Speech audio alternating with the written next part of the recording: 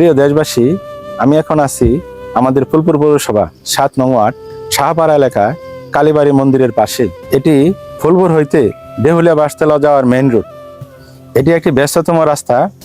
এই রাস্তা দিয়ে প্রায় সব রকমের গাড়ি চলাচল করে। আপনারা দেখছেন ব্রিজের পাশেই অনেকটা জায়গা গর্ত হয়ে সুড়ঙ্গ হয়ে গেছে। আমি অন্য একটি ভিডিওতে এখানকার একটি লাল নিশান গেড়ে দিয়ে গিয়েছিলাম। আমি আপনাদেরকে কথা দিয়ে গিয়েছিলাম যে আমার সাধ্য অনুযায়ী আমি গর্তটি ভরাট করে দিয়ে যাব। এই রাস্তাটি দিয়ে বহু দূর দূরান্তের গাড়ি চলাচল করে। এই গর্তটি থাকার কারণে এক সাইড দিয়ে গাড়ি চলতে গেলে আরেক সাইড গাড়ি দাঁড়িয়ে থাকতে হয় এবং প্রত্যেক দিনই ছোটখাটো দুর্ঘটনা ঘটে থাকে। এই গর্তটি দীর্ঘদিন মেরামত না করায় গর্তটি সুড়ঙ্গতে পরিণত হয়েছে, যার কারণে এই ব্রিজটি ঝুঁকিপূর্ণ অবস্থায় আছে।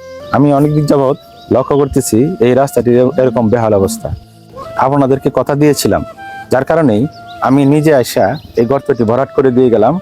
আমি ক্ষুদ্র মানুষ, ক্ষুদ্র আমার বাজেট। আমি যতটুকু পেরেছি ততটুকুর মাধ্যমেই আমার সাধ্য অনুযায়ী এই রাস্তাটির কাজ করে গেলাম।